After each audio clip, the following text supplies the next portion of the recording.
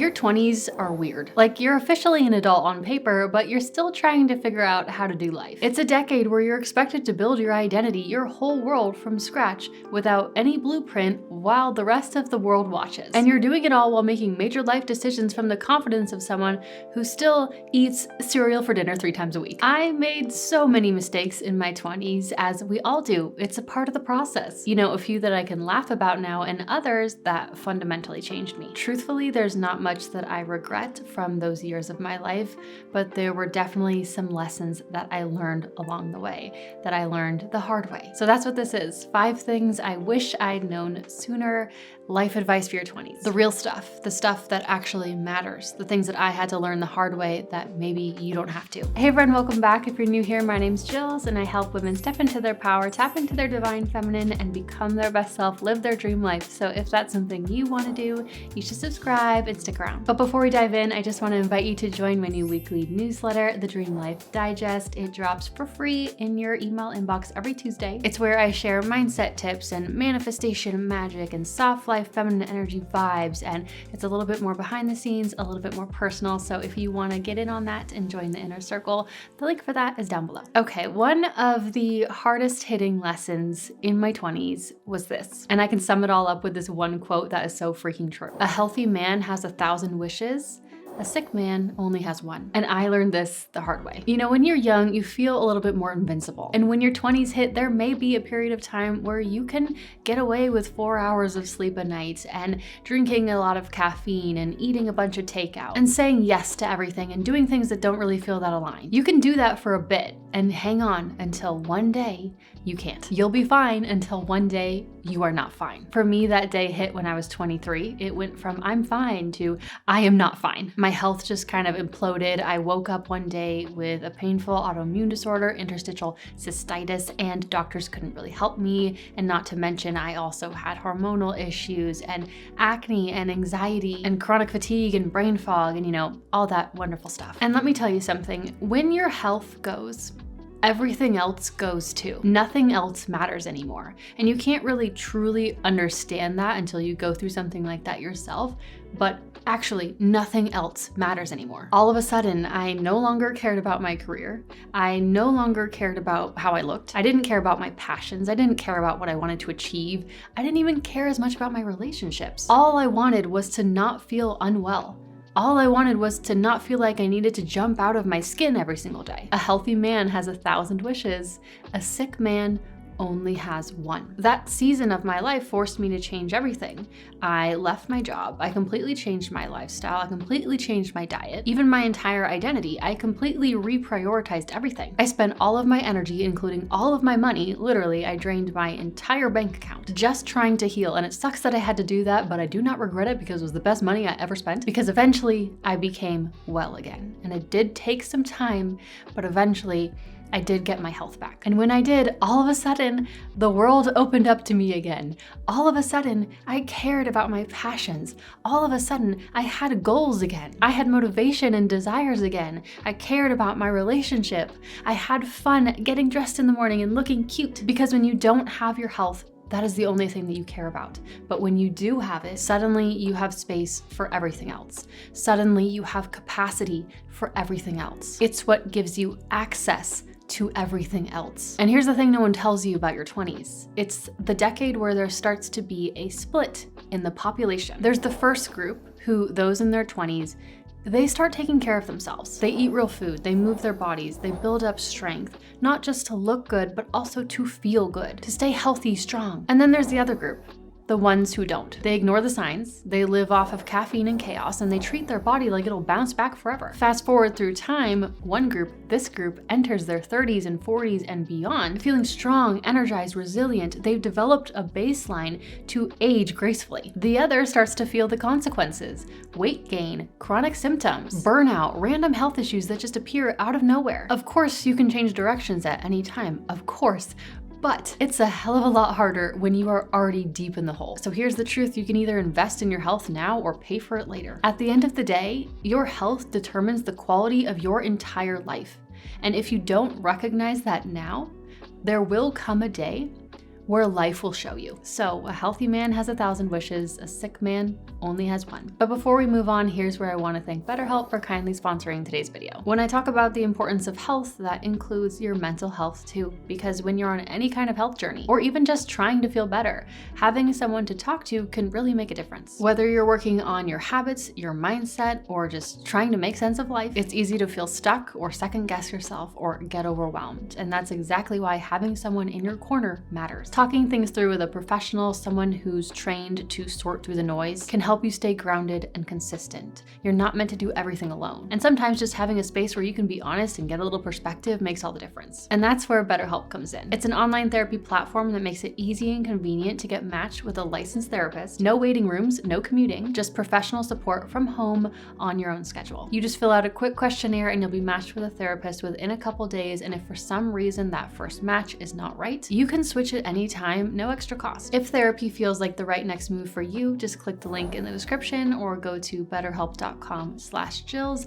to get 10% off your first month. So for the next lesson, I wanted to share another little story. Okay, so I had just graduated college and I was starting my first real full-time job. And it was a good job at a big company, stable paycheck, good benefits, looked impressive on a resume. It was the kind of job that you're supposed to want, but I wasn't really excited about it. I didn't feel lit up by it. I just felt like, this is what I have to do now. Well, part of that onboarding process included a 3-week training on the other side of the country. They flew all the new hires out to this big hotel. And we were there for, almost a month. And while I was there, it was my mom's birthday, which might not sound like a big deal, except she had stage 4 cancer. And I knew in the back of my mind there was a chance that it could be her last. I mean, she was doing well at the time, but you just never know. I remember on that day, sitting in that hotel room, staring at my laptop, thinking, dang, this sucks.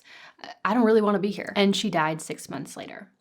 I missed her last birthday for a job that, yes, I was grateful for, and there were some good things that came from it, but ultimately one that I didn't even want and didn't even keep. Now, do I regret taking that job? Honestly, no. I had just graduated college. I needed a good paycheck. I was doing my best. I thought I was doing what I should be doing. But the point is that moment rewired something in me. And it made me promise myself that I will never again miss something that matters to me for something that doesn't. In your 20s, you think you have a lot of time, and in one way, you do. You don't have to have everything figured out right now, but at the same time, that mindset can make you waste years. You keep putting things off. You say, oh, I'll do that later. You stay in jobs you hate. You keep people around who drain you. You tell yourself there's no rush until suddenly something happens that snaps you awake. You skip the trip. You missed the family dinner. You aren't there for the birthday because you assume there'll be more. And that's when you realize time is only slow when you're not paying attention. It feels like you have all the time in the world until suddenly you realize you don't. Blink and 5 years go by. Blink and the moment you thought you could get back is gone. You don't need to rush your life,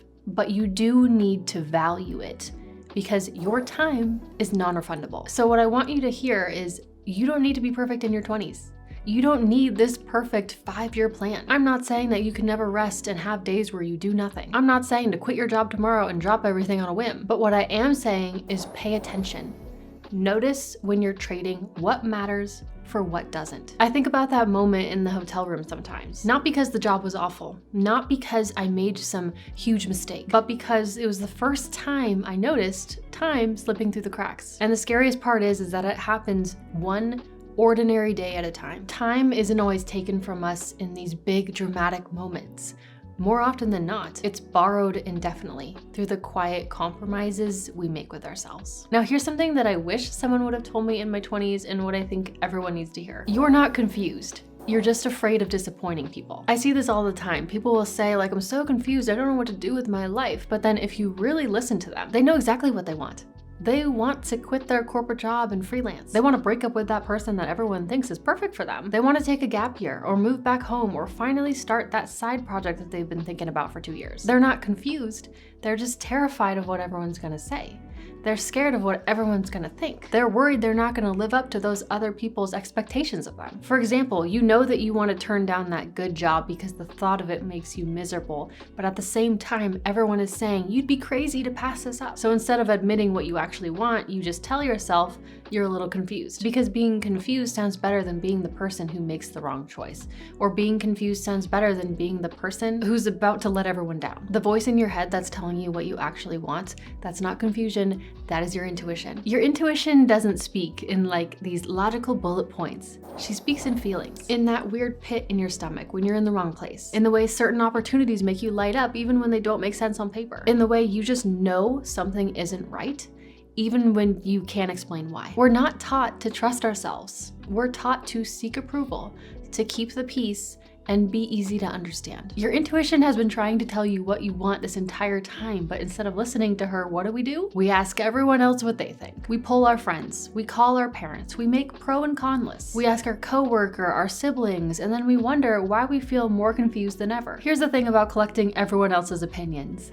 They are not you. Your parents mean well, but they grew up in a different world. Your friends care about you, but they also have their own fears and biases and goals in life. Stop asking relationship advice from the friend who hates her boyfriend. Stop asking business advice from your aunt who's never started anything. Stop explaining your dreams to people who've never let themselves have one. People can have the best intentions and still be completely wrong about what's right for you. People can love you deeply and still give you advice rooted in fear. So if you're in a season where everything feels confusing or foggy, ask yourself, is this real confusion or is this fear? Am I actually unsure? Or do I already know and I'm just trying to delay the consequences? Am I staying because it's aligned or because it's familiar? That's the lesson. You're not confused. Confusion is often what we call it when we're afraid to be honest. You're stuck in a state of people pleasing, but your life is not a group project. Sure, there may be some people that are disappointed. There may be some people that don't get it.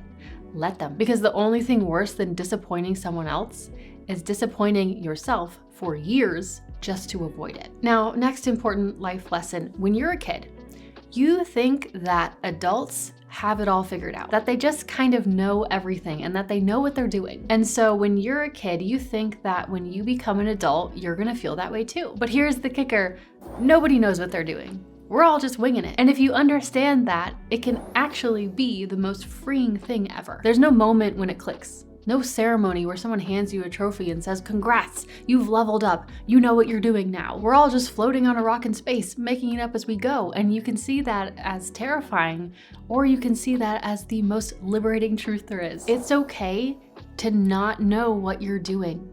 No one does. Let yourself wing it. Let yourself fail. That's how you learn quickly. Let yourself try something new. Let yourself show up unconfidently. That's what everyone does, even as an adult. There's nothing wrong with you because you feel like you don't know what you're doing. We're all just out here winging it, making it up as we go. Let that give you peace. There's so much freedom in realizing that no one's ahead of you. No one's sitting in some secret room with all of the answers. Even the people you admire, they're just further along in their own guessing game. The most interesting and successful people are who they are because they were not afraid to wing it. Trust me, you will figure things out as you go. From putting yourself in the room, from making the call, from trying things and being bad at it. That 40-year-old exec who looks super polished, he's still winging it in half of his life. That 35-year-old woman who seems like she has her life together, she's still winging it. Your 20s are weird because you think that you're supposed to know what you're doing now. And then you feel broken when you don't. But that feeling doesn't mean that something's wrong. It just means that you finally figured out what it means to be an adult. Not that you know everything, but that you don't know everything. And you'll just figure it out anyway. So stop waiting for permission. Stop waiting to feel ready. Stop waiting for someone else to tell you you're qualified. The sooner you accept that nobody knows what they're doing, the sooner you can stop beating yourself up for not having all the answers. And lastly, sometimes there is this unspoken loyalty that we carry with us throughout our 20s, to our younger selves, to our old dreams, to what we once told ourselves we wanted. You know, you choose a college major at 18, a career path at 22, a whole life trajectory at an age where you're still getting excited about Jell-O shots. And then years go by and things change. You grow, you change, your dreams change, but you keep forcing the same path forward because at one point, that's what you said that you were gonna do. To make yourself feel better, you call it commitment. You call it being disciplined. But sometimes it's just fear. Sometimes it's self-abandonment. Sometimes it's your ego. So here's the lesson. You don't owe your younger self a life you no longer want. You're allowed to change your mind.